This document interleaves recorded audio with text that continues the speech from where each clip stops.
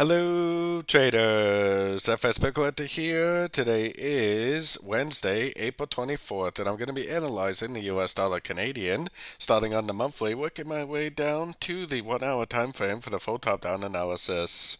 So on the dollar CAD, I still am expecting a big move down at some point. Whether or not it's actually started yet, I kind of doubt, but I do think that this needs to make a big move down, which is part of an A, B, and C correction, probably all the way down to at least 100% Fibonacci extension. So let's take a look at it on the weekly time frame. I've still been calling this right here a wave 1 and this right here a wave 2. The fact that it closed so much above the 78% definitely does give you a little bit of concerns about whether or not this really is a wave 2, and maybe it will actually go up and retest these highs before it really does go down. But I still think at some point, whether it retests the highs or not, I still think that it is going to end up making a big move to the downside at some point in the next few months. So let's head down to the daily time frame. On the daily time frame, I still have it labeled as a big ABC correction, and this move down is very impulsive. It looks to me like it's either a wave A or a wave 1.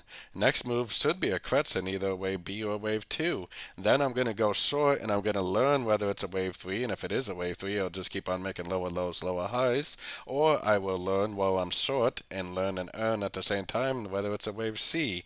If it is a wave C, then it'll go down, look like that, break structure, then I'll exit my shorts and go long for the continuation of the uptrend. So either way, I'm going to take it one step at a time, and I'm just going to see what the market tells me.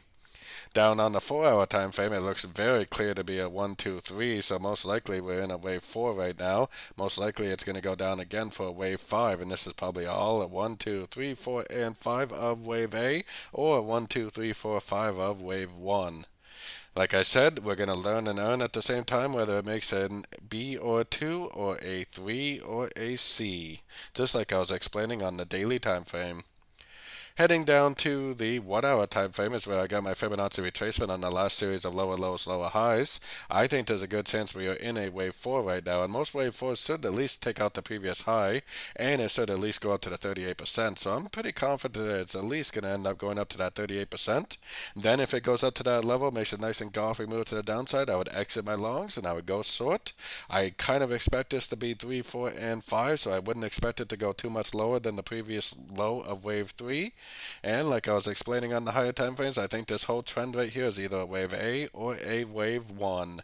Like I said, I'm going to take it one step at a time, and I will definitely learn along the way whether this is a 1 or whether this is a wave A by following price action, entering trades along the way, and learn and earn at the same time.